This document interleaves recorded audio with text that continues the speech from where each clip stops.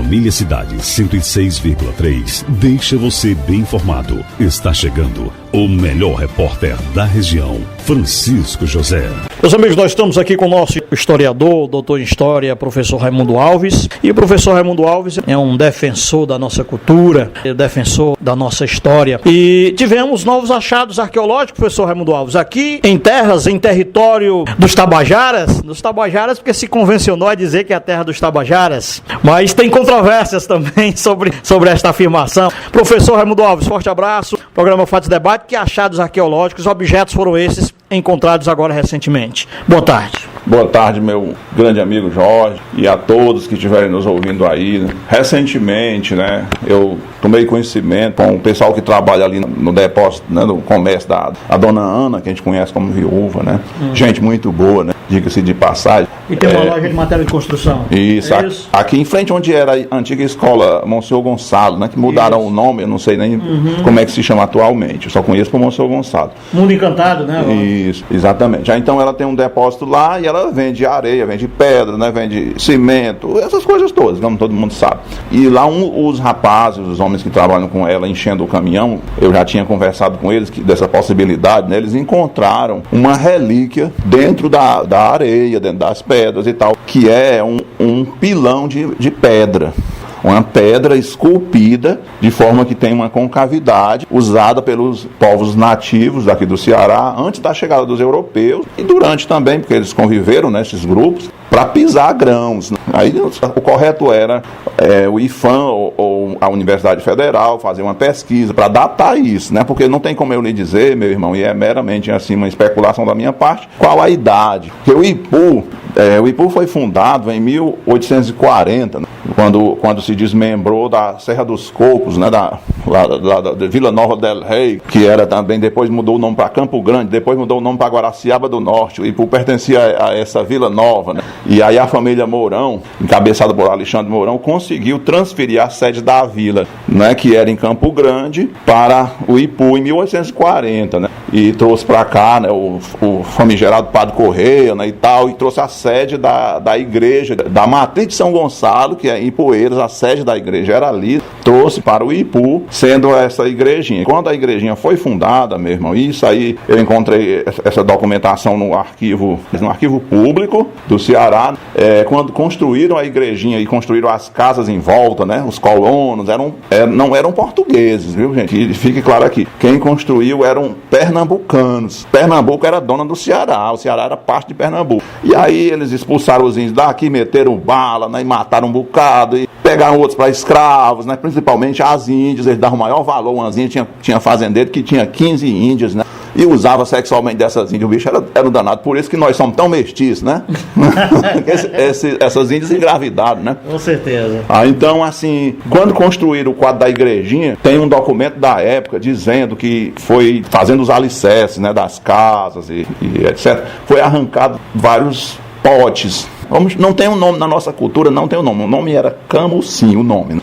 Que era o quê? Um pote grande, uma urna funerária, o termo técnico é esse, onde os índios enterravam os seus caciques. Eles pegavam como se fosse um ovo de Páscoa grande. Os índios morriam o cacique, eles botavam dentro e lacravam. Parece um ovo, Parece um ovo de Páscoa grande, Capaz de enterrar um homem dentro, um homem de cócora, E aí isso era enterrado no Ipu.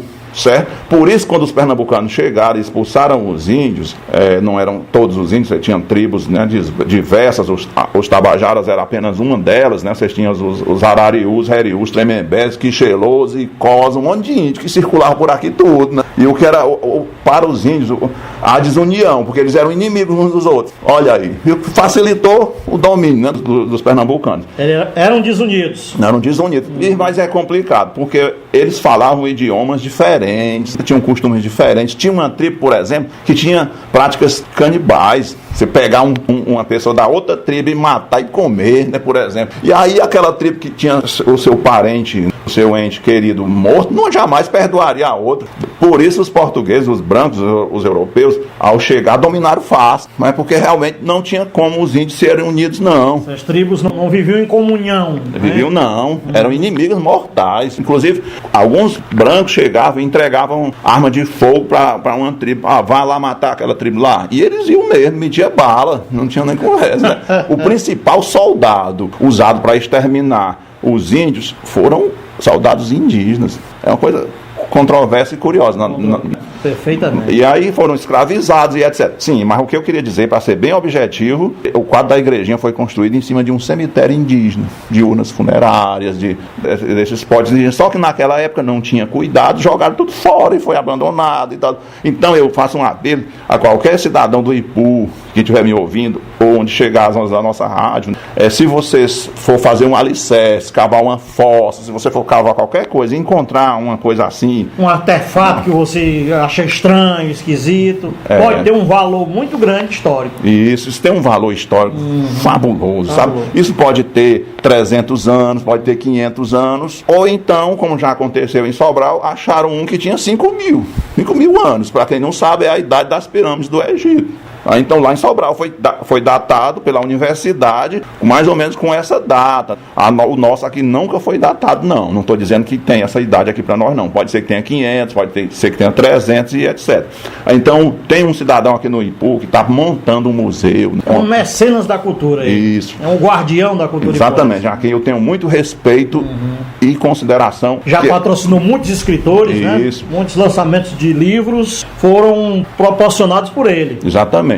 Que é o seu Luiz da empresa de água mineral. Aragão, isso. Conhecido como Boy. Isso, da empresa Acácia, de águas. Aí ele está pretende montar um museu. Procure ele, se você achar um artefato desse, para você ceder o material, porque é muito importante para a história, né? E assim, lá ele já tem artefatos muito valiosos, né, que é importante que fiquem no Ipu.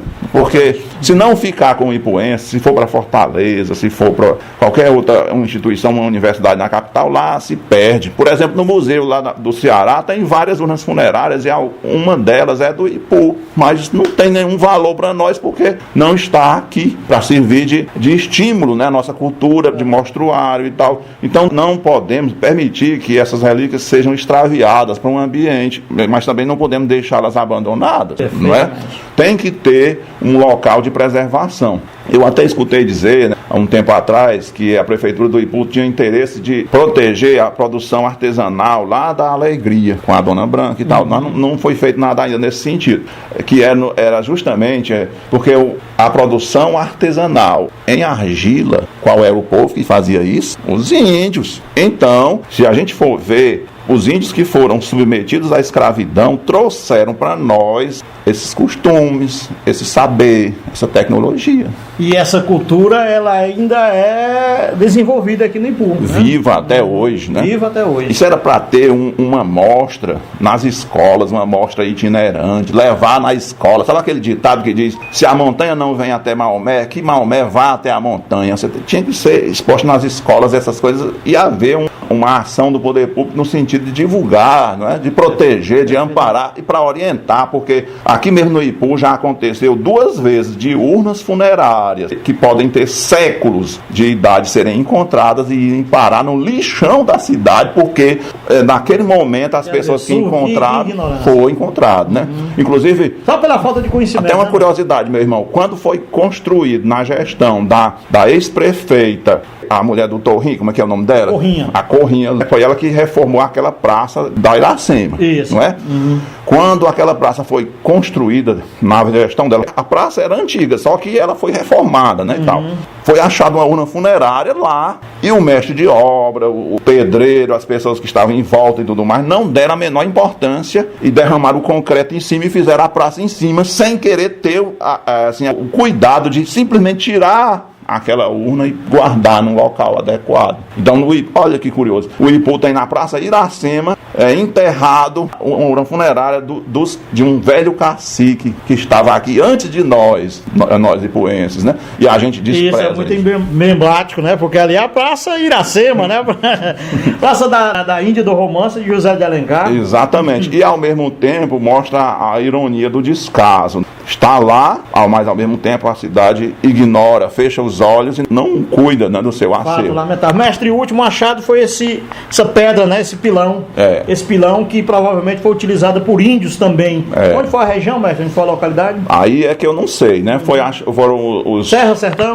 No sertão No aqui, sertão, entre né? o Ipu e a Hidrolândia, por aí nas margens dos rios, onde o comércio adquire as pedras, a areia, né? Que é revendido como material de construção.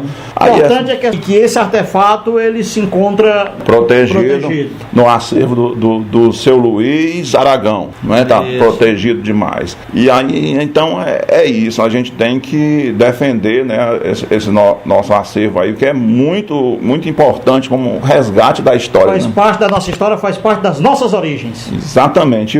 Isso aí, meu irmão, até assim, a questão mais fundamental ainda, que eu acho que é um pouco assim que a nossa classe de intelectuais, entre aspas, né, as pessoas que têm mais poder no Ipu e tal, e políticos, né, tinha que perceber, porque assim, está se elaborando, está se reescrevendo a história da ocupação humana no continente americano. Quando o ser humano chegou aqui no Piauí, por exemplo, tem uma arqueóloga chamada Nied Guidon, né, ela está numa teima na ciência, né, uma teima muito grande, que ela achou artefatos que, segundo ela, remontam a 40 mil anos, e isso não é aceito pela Universidade de Oxford e nem pelo governo, pelas autoridades americanas da ciência, né? Então está havendo essa teima, porque a França concorda com ela, as universidades francesas concordam com ela, né? E estão pesquisando relíquias no entorno, e é só a gente observar, se no Piauí tem isso, qual é a contribuição do Ceará e do Ipu para essa conclusão de quando o ser humano chegou na nossa área aqui, está enterrado assim, abandonado, e nós não temos interesse. Verdade. Grande abraço e muito obrigado mais uma vez, meu mestre. É isso aí, meu irmão. E é sempre um prazer conversar com você, né, para a gente levantar essa bandeira, de esclarecer, né, a nossa população, sem briga partidária, sem nada. Queremos o que todos querem, que é o preservação da nossa história. Exatamente, a preservação da nossa história. Eu não acredito que tenha ninguém contra isso, né? Perfeito. Forte abraço. Igualmente. A Família Cidade 106,3 deixa você bem informado. Repórter Francisco José.